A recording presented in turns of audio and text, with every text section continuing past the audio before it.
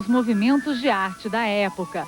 Em 1879, ingressou na Academia Real de Belas Artes de Copenhague, onde foi professor de desenho. Viajou pela Europa, Ásia, Índia e América. Na Paraíba do Norte, pintou Porto Cabedelo, primeiro registro artístico do Brasil. Retornou à Noruega e, em uma viagem de turismo, parou em Paranaguá. Em busca de alguma coisa que inquieta todo artista, ele foi parar em Paranaguá por um destino que assim quis. O navio que ele se encontrava estragou e aí ele começou a pintar. Ficando nessa cidade, conheceu a minha bisavó, que era uma índia, e não quis mais voltar para a Noruega. Alfredo Andersen casou em 1901 com Ana de Oliveira e teve 4 filhos. Em 1902, mudou-se para Curitiba, montando um ateliê na Rua Marechal Deodoro, que depois foi transferido para a Rua Conselheiro Carrão, atual Mateus Leme. A casa onde Alfredo Andersen viveu em Curitiba durante 20 anos foi transformada em museu em 1959. Mas aqui também foi criado um dos grandes sonhos do artista, um ateliê de artes. Por aqui passaram pintores famosos como Teodoro de Bona, Lange de Morretes e Amélia Assunção. Andersen dominava as técnicas de desenho e pintura e produziu intensamente. Mas a vida no Brasil não foi muito fácil. Alfredo Andersen, quando chegou no Brasil, precisava pintar, trocava retratos, pintura de retratos, por pratos de comidas e também por posada. Contam que ele precisava pintar mais rápido que os fotógrafos fotografavam.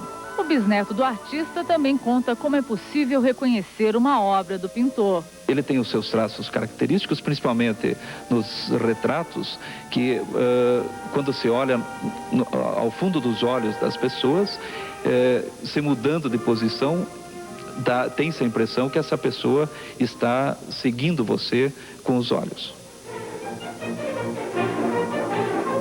O único discípulo vivo do artista, o senhor Raimundo Jaskulski, de 81 anos, diz que Alfredo Andersen ensinou todas as técnicas de arte. Aprendi desenho, pintura e mesmo filosofia, porque ele também era meio filósofo, né? A gente se reunia em volta da cadeira dele, porque ele já estava adiantado em idade, né? Sim. E aí a gente ficava discutindo política e pintura, de tudo um pouco. Era, vamos dizer, universalista, né? Considerado o pai da pintura paranaense, Alfredo Andersen morreu em 9 de agosto de 1935. No museu que leva o nome do pintor, é possível encontrar uma exposição permanente com objetos e obras do artista. Ele foi um dos maiores entusiastas da paisagem paranaense. Temos, por exemplo, uma das mais belas e que chama muita atenção, Sete Quedas, que já não existem mais. E ele conseguiu retratar e imortalizou, portanto, Sete Quedas.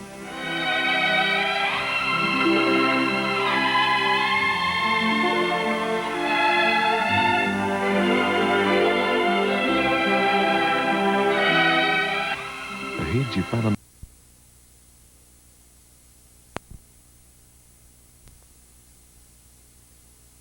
estadual. A angústia foi companheira de Miguel Bacum, artista por vocação que antes do suicídio deixou uma valiosa herança para a arte paranaense. Ele é o personagem de hoje da série Grandes Mestres da Arte Paranaense.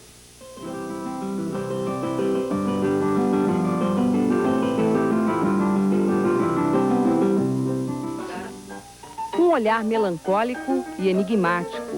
Uma pintura onde não existe manhã, nem tarde, nem noite. A luz vem da imaginação do artista, que usou como modelo a própria alma. Mística, expressionista, surrealista. Nas telas de Miguel Bacum, vida e obra se misturam e é impossível separá-las. Bacum nasceu em 1909, em Marechal Malé, no sul do Paraná. Aos 10 anos, se tornou aprendiz de alfaiate. Não deu certo. Virou marinheiro, mas devido a um acidente com o mastro do navio, teve de abandonar a carreira. Começou então a ganhar a vida como fotógrafo. Também não deu certo. Seu destino era ser pintor. E assim foi, desenhando pelas telas um mundo de interrogações. Muitas, até hoje, sem respostas. Bacum não frequentou escolas de arte, não participou de movimentos de vanguarda e nem ganhou dinheiro com a pintura.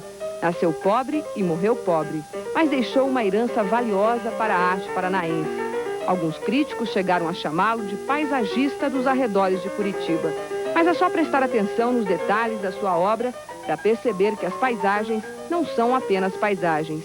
Entre uma pincelada e outra, o artista acrescentou seu modo particular de ver o mundo. Um mundo que teve a oportunidade de conhecer a bordo de um navio quando era marinheiro. E talvez tenha sido de uma dessas viagens que Bacum trouxe inspiração para decorar o sótão da mansão da Avenida Batel, hoje ocupada pela TV Paranaense. Toureiros, índios e orientais dão um clima festivo ao ambiente. Uma alegria que Bacum raramente manifestou em vida. Ele era essencialmente místico, angustiado, né? Tentava resolver as questões por esse lado mais espiritual. A maioria da obra de Bacum ainda permanece desconhecida do público. Algumas telas nem chegaram a ganhar moldura. São verdadeiras raridades que pertencem a um dos herdeiros do artista. Ele também guarda as caixas de tinta e os pincéis, que estão do mesmo jeito que Bacum deixou quando morreu, há 33 anos. Uma das caixas nunca foi sequer usada pelo artista. Bacum a recebeu como prêmio do Salão Paranaense de Artes. Um prêmio que deveria ter sido em dinheiro e por isso provocou muita polêmica na época. Um ano depois, em 1963, Bacum se suicidou aos 54 anos. Houve comentários de que a razão do suicídio dele teria sido essa angústia dele por ter recebido uma caixa de tintas, que algumas pessoas diziam até que era uma caixa de lápis de cor, coisa assim. Polêmicas à parte, Bacum decidiu seu destino e talvez tenha encontrado na morte as respostas que a vida não lhe deu. Bacum acreditava na eternidade da alma.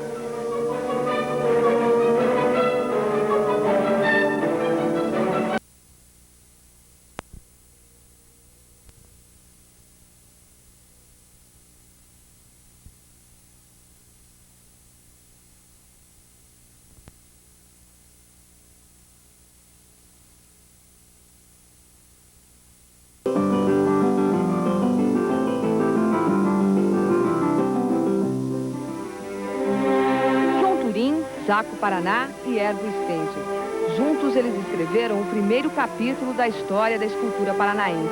Uma história que hoje está espalhada nas praças e nos museus. Para conhecer a obra de João Turim, nascido em 1878 no município de Morretes, o primeiro endereço é esta casa no centro de Curitiba. Aqui estão fotos, telas e dezenas de esculturas feitas ao longo da carreira.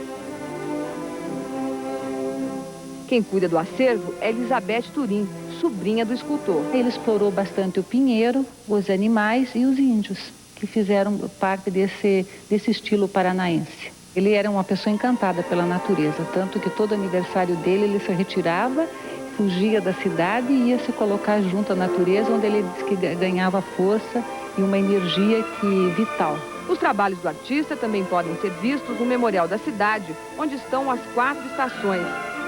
Na Praça Tiradentes, com a estátua do Mártir da Inconfidência Mineira e o tigre na frente da prefeitura. Foi com esta obra chamada de Luar do Sertão que João Turim, considerado o maior escultor animalista do Brasil, recebeu em 1947 medalha de ouro no Salão Nacional de Belas Artes do Rio de Janeiro, o principal prêmio da época. Zaco Paraná também teve uma carreira premiada. A escultura O Semeador, que ocupa o centro da Praça Eufrásio Correia, em Curitiba, foi feita para comemorar o centenário da independência do Brasil, mas acabou se transformando no símbolo do Paraná. No Jardim Botânico está uma de suas obras mais belas, A Maternidade, que recebeu o prêmio especial da Academia Real de Belas Artes de Bruxelas, na Bélgica, onde Zaco estudou.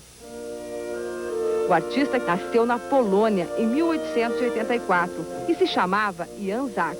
Ele adotou o nome Paraná como uma forma de homenagear o Estado que permitiu que ele se tornasse um artista. Ele foi um escultor, toda a formação artística do Zaco na Europa, em Bruxelas, foi patrocinada pelo governo do estado.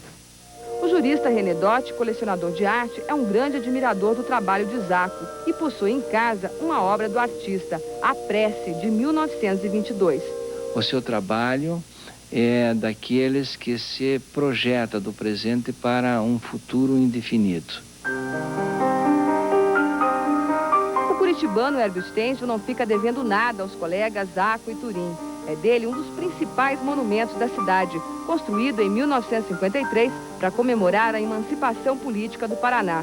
É a sua obra mais importante e também a mais polêmica, já que para o artista só o homem nu deveria estar ali. A mulher nua foi esculpida para ocupar um outro espaço na cidade, à frente do Palácio da Justiça. Acontece que a Curitiba provinciana da década de 50 não admitiu tanta liberdade assim e escondeu a obra ousada do artista no pátio interno do Palácio Iguaçu durante anos, até que resolveram trazê-la aqui para a praça para fazer par com um homem nu. Herbo não gostou nada da ideia, afinal, uma obra não tem nada a ver com a outra, a começar pelo tamanho. O homem nu é bem maior do que a mulher.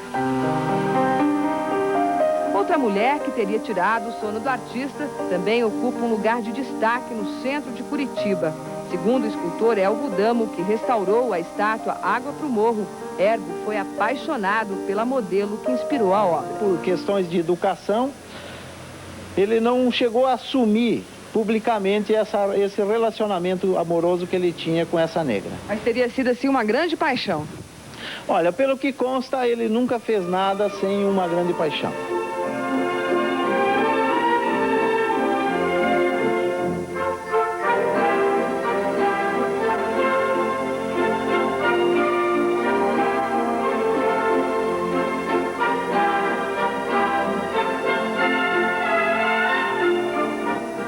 Rede Paraná.